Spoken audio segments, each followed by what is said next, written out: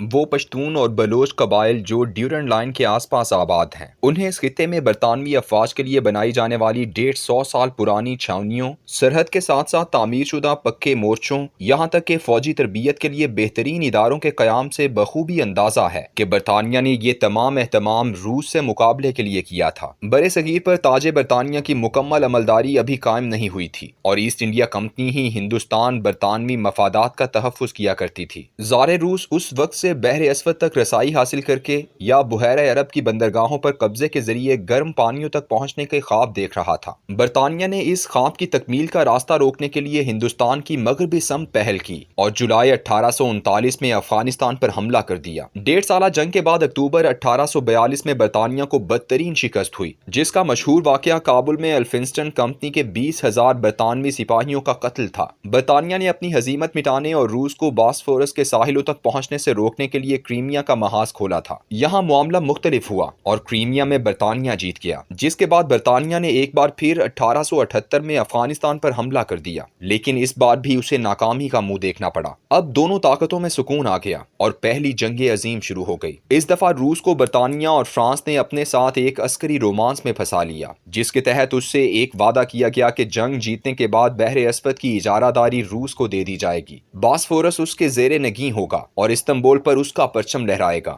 روس نے سر دھڑ کی بازی لگائی۔ اس جنگ میں سب سے زیادہ فوجی روس کی جانب سے لڑے اور سب سے زیادہ نقصان بھی روس کا ہی ہوا۔ اس جنگ میں یوکرین کی آبادی 2 حصوں میں تقسیم ہو گئی۔ 35 لاکھ نے روسی فوج کا ساتھ دیا، جبکہ صرف 2.5 لاکھ آسٹرو ہنگری سلطنت کی جانب سے لڑے۔ یوکرین کے محاذ پر آسٹرو ہنگری کے 3,24,000 سپاہی مارے گئے، 2,20,000 زخمی ہوئے اور 2.5 لاکھ قیدی بنا لیے گئے، جبکہ روس کے بھی 2.5 لاکھ سپاہی مارے گئے اور 40,000 قیدی بنا لیے گئے۔ روس نے اتنا بڑا نقصان اٹھا کر اور اپنے اتحادی پولینڈ کو ناراض کرتے ہوئے یوکرین پر قبضہ کر لیا اور یوں وہ بحر اسود کے ساحل پر جا پہنچا، جہاں سے استنبول سامنے دکھائی دیتا تھا۔ اب وعدے کے ایفا کا وقت آن پہنچا تھا۔ اگر اس وقت فرانس اور برطانیہ روس کو استنبول حاصل کرنے میں مدد کرتے تو آج روس کو نہ صرف سمندری راستوں کا کوئی مسئلہ ہوتا، بلکہ وہ اس وقت ایک بہت بڑی سمندری قوت بن چکا ہوتا۔ یہاں پر برطانوی چال بازی، عیاری اور خفیہ سرگرمی نے اپنا کام دکھایا۔ اس برطانوی منصوبے میں اصل کردار روس، یوکرین، برطانیہ اور یورپ کے صہیونی یہودیوں نے ادا کیا۔ کارل مارکس نے جو نسلاً ایک یہودی تھا، لیکن اس کی کمیونسٹ تحریک نے نہ صرف یورپ بلکہ پوری دنیا میں مزدور طبقات میں ایک بیداری کی لہر دوڑا رکھی تھی۔ کمیونسٹ مینیفیسٹو کے تحت اس تحریک کا لاہ عمل دراصل مزدوروں کو منظم کر کے بزور قوت اقتدار پر قبضہ کرنا تھا، تاکہ ایسی حکومت قائم کی جائے جو نجی ملکیت سے آزاد ہو اور جس میں ہر شخص برابری کی بنیاد پر حصے دار ہو۔ عوامی قوت سے اقتدار پر قبضہ کرنا کبھی بھی اتنا آسان نہیں ہوا کرتا۔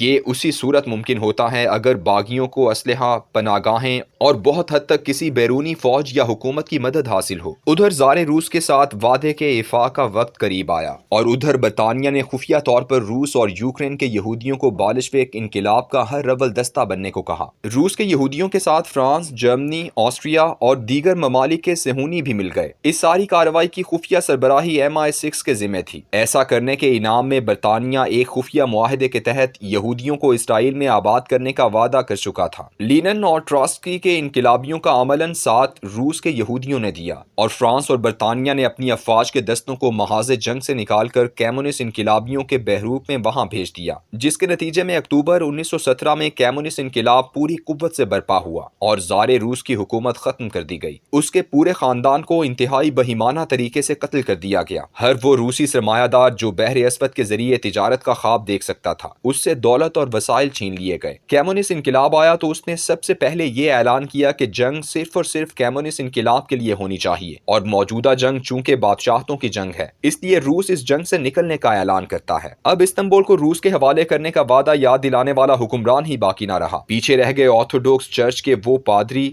جو سلطان محمد فاتح کے زمانے میں وہاں سے نکالے گئے تھے اور وہ مسلسل واپسی کا خواب دیکھ رہے تھے۔ ان کے ساتھ کمیونسٹ انقلابیوں کے ہاتھوں بدترین سلوک کروایا گیا۔ پورے سوویت یونین کے تمام گرجا گھروں پر تالے لگا دیے گئے، صلیب لٹکتی رہی لیکن ماننے والا کوئی نہ تھا، چرچ کی گھنٹیاں تھیں لیکن بجانے والا کوئی نہ تھا۔ کمیونسٹ انقلاب کے بعد مشرق وسطیٰ پر اقتدار کی وہ جنگ جو کریمیا کی جنگ سے شروع ہوئی تھی، اب اس کے دعوے دار فرانس اور برطانیہ ہی رہ گئے، جنہوں نے خلافت عثمانیہ کو کیک کی طرح ٹکڑے ٹکڑے کر کے آپس میں بانٹ لیا۔ برطانیہ کے ہاتھ میں حجاز، عرب، اردن، مصر اور عراق وغیرہ آئے، جبکہ شام اور لبنان فرانس کے حصے میں آئے۔ اس عظیم خفیہ کارنامے کے صلے میں 2 نومبر 1917 کو برطانوی وزیر خارجہ آرتھر بیلفور نے مشہور یہودی خاندان روتھشیلڈ کو خفیہ خط کے ذریعے وعدے کی تصدیق پہنچائی اور کہا کہ برطانیہ تسلیم کرتا ہے کہ دنیا بھر میں آباد تمام یہودی ایک قوم ہیں اور انہیں واپس اپنے وطن فلسطین میں جانے کا حق حاصل ہے، جہاں سے وہ 70 عیسوی میں نکالے گئے تھے، اور اس سلسلے میں تاج برطانیہ ان کی مکمل مدد کرے گا۔ کمیونسٹ انقلاب زار روس کی حکومت کے خاتمے اور روس کو باسفورس کی کشمکش سے علیحدہ کرنے کے صلے میں جب 14 مئی 1948 کو اسرائیل بنا تو روس کے اکثر یہودیوں کو وہاں آباد کیا گیا۔ قیام کے شروع کے چند سالوں میں تو اسرائیل ایسے لگتا تھا جیسے یہ روس کا کوئی حصہ ہے۔ ان بے وفائیوں اور دھوکوں کے بعد سے آج تک کی تاریخ جدید دور کی کشمکش اور سرد جنگ کی تاریخ ہے۔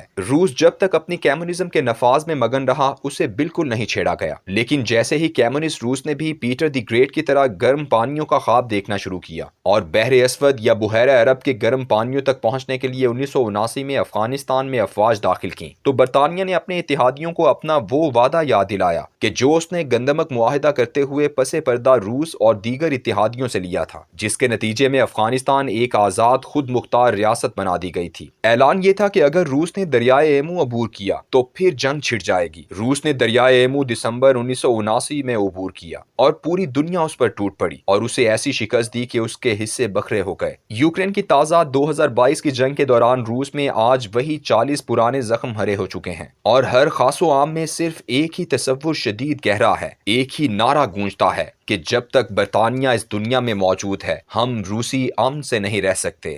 جاری ہے۔